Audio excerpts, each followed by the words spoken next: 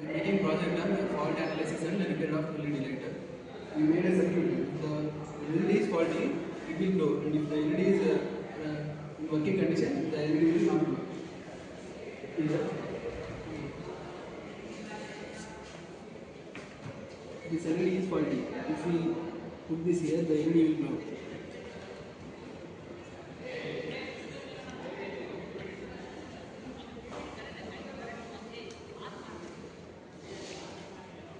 Like this. Awesome. All LEDs are connected in series. If one LED gets burnt or faulty, the other LED is also won't glow. So we have to check it by taking one mirror and by shorting. The LED is glowing. This is the faulty LED. Now we have to replace it or we have to solve it. Then the LED will get ready.